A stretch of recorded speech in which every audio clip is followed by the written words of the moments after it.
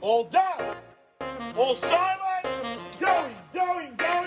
Gone. Sold. Congratulations. Welcome to the Current Market Insights podcast, brought to you by Harris Partners Real Estate. Each episode, we chat with real estate author and industry leader Peter O'Malley to discuss the current property market conditions and provide insights to assist you on your property journey.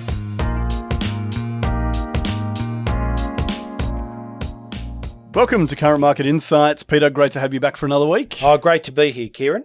Pete, I want to chat to you this week about something that happened to me last week, in fact. I met with a client to talk about a potential sale for them. And throughout our discussion, as we were coming towards fee, they said to me, look, what's your performance fee? What's the performance fee that I got to pay for you to come on board and sell for us? This is sanitised dialogue from the industry, Kieran, that then consumers unconsciously pick up and start running with, the performance fee or the incentive fee. The underlying message there is the higher the price, the higher the commission that's paid and vice versa. What consumers need to realise about incentive fees or performance fees is they're the words that agents use to explain them to consumers, face fronting, if you like. But behind the scenes, the real estate industry calls incentive fees kickers. And that is, what's a way of getting exponential growth on our commission if we achieve a really good result? And I'll let others decide the ethics of kickers or performance fees. We personally have never been, we have done them. I will disclose that we have done them, but I've never liked them for the reason that I think once you've agreed on a commission rate with your client, you shouldn't need to be incentivized further to get the highest price for the vendor, because that's your job in the beginning anyway. No matter what the best market price is there in the marketplace for that property, the real estate agent's duty bound to get that when they sign the agency agreement with the consumer. So I always like to say to clients who ask me, did I want to put an incentive fee forward, as I say, I wouldn't want you to think that you've got to pay me more to get you more in the marketplace, because that's the fundamental offering of our job. Yeah, it certainly doesn't align with what we're duty bound to do, but also, what seems to be, what's not even seems, it's legislated that we have a duty to get the best outcome for our sellers. Do you think there's any, or you said actually that you have done it in the past, are there any scenarios where the use of a kicker, we use the common term, the use of a kicker is justified, do you think? The only time I will use a kicker or an incentive fee, Kieran, is when I have explained to the clients the downside to a kicker and the reason why I don't like them, and the client feels more comfortable by having an incentive fee in place. The higher the price, the higher the fee, and vice versa. And once I've explained what I deem to be the downside to incentive fees and the philosophy that I have towards them, if the client still wants it, well, the client can have it and we might come to an arrangement on that. But by and large, 95%, if not nearly all of my business in the last 3 or 4 years has just been an agreed commission rate with the consumer, with the vendor. If we achieve a sale, that's what we get paid. And if we don't achieve a sale, we don't get paid anything. Through the boom, we were achieving prices that were in some cases 20-25% above what we told the vendor. It was a boom. That was the vendor's money. I didn't deserve a higher commission split because the vendor decided to sell in a boom. That was their good fortune, not mine. Oh, 100%. And I guarantee there would be agents out there who made, way more money than they should have just because they use these kickers as a standard part of their process. That's right. And look, equally, being straight up on this point, in a downturn, which we had in 2022, when consumers were asking me to reduce my commission at the point of sale to compensate for the shortfall in the sale, my answer was no. I didn't ask for a higher commission split in the boom, and I'm not going to accept a lower commission split in the downturn, because the real estate agent's job is to get the best market price on the day. And if the market is booming and the vendor gets more than expectations in the boom, good luck to the vendor. And if the market is in a downward trend as it was last year and they get less than everyone expected, well, that's unfortunate, but that is market forces. And I think real estate agents intertwining their service in and around the market forces of the day are at risk of shortchanging themselves in a downturn and overcharging the consumer in a rising market. Do you think for the agents out there who maybe less ethical or I guess less take a less moral ground on this issue. Do you think that kickers alter the way that they run a sales campaign? I've never dealt with an agent internally here in the office that religiously does kickers. I've seen and heard, discussions through the industry about agents enjoying massive premiums on their commissions in a rising market. They may be able to justify that, so I'm not here to have a pot shot at any real estate agent. I'm more about highlighting why I don't like them from a consumer's point of view in a rising market and from a real estate agent's point of view in a falling market. So with that in mind, when you're meeting with a vendor for the first time and you're talking about your sales campaign, how much emphasis do you put on your fee and I guess how granular do you go in talking with them about what's actually involved in the sale and therefore the justification of your price?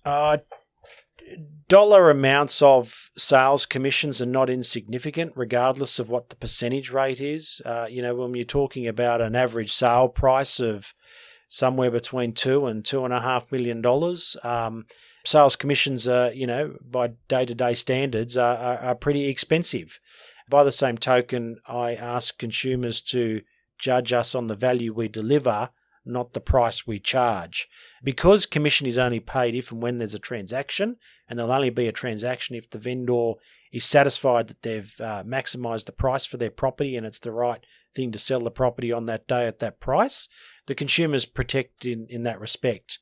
I'm probably at the point now, without sounding conceited, that if a consumer is purely motivated to hire a real estate agent on the commission rate, the low commission rate that the respective agent charges, I'm not their agent.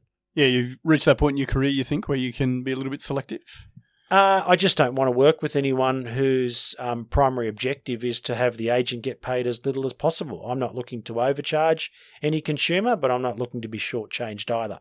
There'll always be a real estate agent that is prepared to work on the sale of your property for less than maybe the agent. A fair rate. Yeah, a fair rate. That's right. Yeah. And if that's your major selection criteria based on your experience in the real estate industry, I respect that, but that's not the client for me and I'm not the agent for them. With your, as you say, limited experience in the use of kickers in your own practice, do you find there's any particular type of property or vendor type or style of sale that has attracted that interest?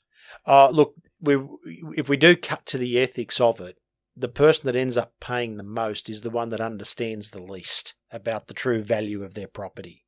So quite often, I'm being general here now, but I have seen it play this way. The retiree may be going into a nursing home, bought the house in the 60s. It's a big block. It's a little unrenovated cottage. Doesn't really know what the property's worth. Paid, £10,000 for it 5 decades ago. Can't believe that it could be worth $2.5 million. The agent says, look, maybe if I can get you more than 2.6, I can have 10% over everything that it sells for over 2.6. And the consumer says, well, wow, that would be amazing. Yeah, I'll pay you, 2% on the first 2.6 and 10% thereafter. And the agent's walked out knowing that the property's worth $3 million all along anyway. Yeah, that's makes you feel a little bit sick in the stomach, actually, that kind of scenario. It does make you sick, and it happens, let me tell you. So aside from little grandmas getting caught out by this I didn't make it gender-based, Kieran. You did. I'm happy to talk about grandmas. Grandmas can be tougher than grandpas. Don't worry about that. Mine certainly were. But talking about, little old ladies, for example, getting caught out by agents who are a little bit opportunistic. Are there any particular types of sellers you have met that prefer this style? Are they perhaps... I'll probably put corporate people that operate this way in their day-to-day business and they're running it as just a pure commercial transaction, and they say, I hear what you're saying, but I employ salespeople in my printing business, in my car business, whatever it might be, and this is how I want to incentivize you, and I feel more comfortable with this. So they're fairly strident in the way that they want things done. So you're pragmatic operators. The pragmatic operators. The other one is the vendor that's been to market in the past, sold in the past, but felt that the agent didn't fight for the last 5 to 10% of value, and says, well, I'm going to put some pepper on this so that I know the agent's fighting for the last bit and not just getting an offer and then going to say, that's all you're going to get. I've got to move on to the next sale opportunity. Take this so I can move on to the next sale. I think that probably happens more in generic stock where you might have an apartment that's not presented as well as it could be. Is it worth 800 or 810? The agent gets an offer of 795 and says, look, just take it. It's not presented right. It's been on the market for 5 weeks and the agent just wants to turn the listing over and move on to the next one. And the vendor there says, well, if this agent was getting paid more, they would have fought harder at the negotiation table for us. So let's talk in an ideal scenario. Obviously, none of this would probably be necessary, but do you think, ethics aside and all of those things, are there any sales scenarios you can think of where the use of this kind of, let's call it a sliding scale or a performance incentive, might be actually a really good tool to help with the campaign? No, I can't. Okay. I can't, no. No, look, I think that's fair, and I think it's... the property has a market value, and the agent's job is to understand what the market value is and get the highest possible price that they can in the operations of, the market conditions of the day. And if it gets overs, that's the vendor's good luck because they're the one that have paid the mortgage to own that property. And if it comes in unders because for whatever reason at that point in time there's downward pressure on the market, the agent can't be expected to take a lower commission. So if you're going to ask as a real estate agent consumers to pay you more in a boom, you have to accept that you'll get less in a downturn. You're separating your services and making yourself the market price of the day, if that makes sense. Mm-hmm. And at the end of the day, the real estate agent's job is to run the marketing and sales campaign. Where that finishes in terms of price relative to the vendor's expectations will fluctuate depending on how strong or weak the market is at that time. Yeah, and you can't just take a free lunch in the boom, right? Look, I think your answer really, that's nailed it on the head, that there really isn't a place in the market for this. And, I'm glad we're talking about it today because I think it's important that vendors do realize that some agents will try this tactic on them as particularly with vulnerable sellers who don't know the value of their property. That's right. And stock is very tight in the Sydney property market at the moment. A lot of vendors are reluctant to come to market, and the market's a little bit stronger than vendors believe it to be at the moment because stock is so tight, Kieran. And that's a perfect scenario for agents to introduce the kicker, as agents like to call it, because the vendor thinks this is worth $2 million, but I know that I sold an inferior property to this around the corner last week for 2.1.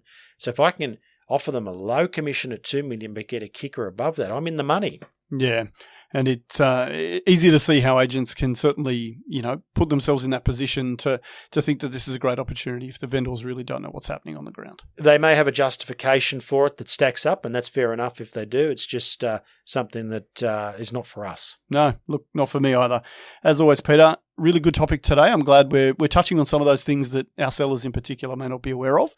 I thank you again for coming on, and I'll talk to you next week. Will do. Thanks, Kieran. Thanks for joining us on the Current Market Insights podcast, brought to you by Harris Partners Real Estate, the podcast providing real estate insights you won't find anywhere else.